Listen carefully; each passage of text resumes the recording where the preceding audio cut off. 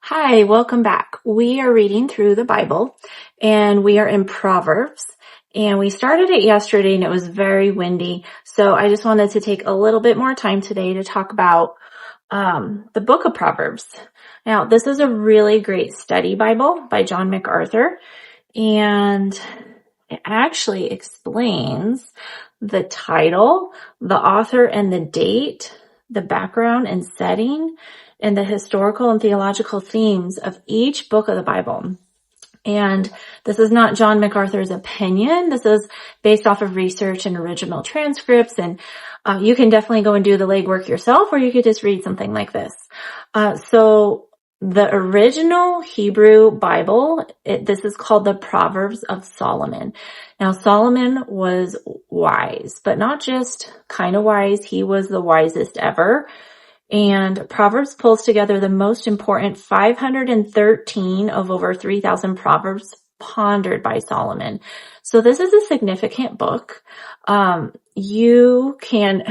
a lot of details here, guys. I'm not going to read all of it to you, but you can read about who's talking to Solomon in this book, at what point, what is he learning.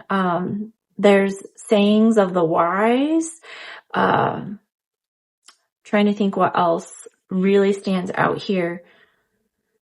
Solomon came to the throne with great promise, privilege, and opportunity. God had granted his request for understanding, and his wisdom exceeded all others. And that's really important to know.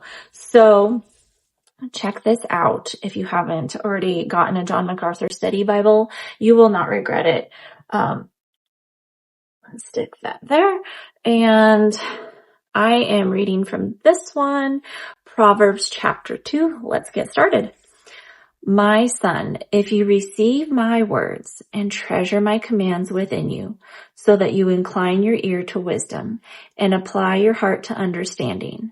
Yes, if you cry out for discernment and lift up your voice for understanding. If you seek her as silver, her is understanding, by the way, it's not a woman. If you seek her as silver and search for her hidden treasures, then you will understand the fear of the Lord. I would highlight that. That is the key theme of Proverbs. It's the fear of the Lord is the beginning of wisdom. And the fear of the Lord is healthy. It's not fluffy. It's pure love, but it's also unlike any other fear. So go ahead and highlight, then you will understand the fear of the Lord in your Bible and find the knowledge of God. And that's verse 5. Verse 6, for the Lord gives wisdom. From his mouth come knowledge and understanding. He stores up sound wisdom for the upright. He is a shield to those who walk uprightly. He guards the path of justice and preserves the way of his saints. Then you will understand righteousness and justice, equity in every good path. Verse 10, when wisdom enters your heart and knowledge is pleasant to your soul, discretion will preserve you, and understanding will keep you, to deliver you from the way of evil, from the man who speaks perverse things, from those who leave the paths of uprightness, to walk the ways of darkness, who rejoice in doing evil. There's a lot of that in our culture. We could pray for them.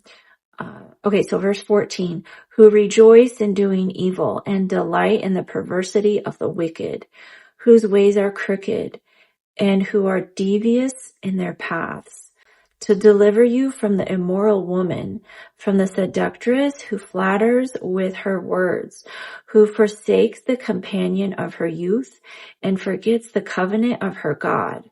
For her house leads down to death and her paths to the dead. None who go to her return. Pretty absolute, right? Nor do they regain the paths of life. So you may walk in the way of goodness and keep to the paths of righteousness. For the upright will dwell in the land, and the blameless will remain in it. But the wicked will be cut off from the earth, and the unfaithful will be uprooted from it. And that is Proverbs 2. Did you figure out who's talking to Solomon? Drop a comment below and let me know what you think. And I will see you tomorrow for chapter 3.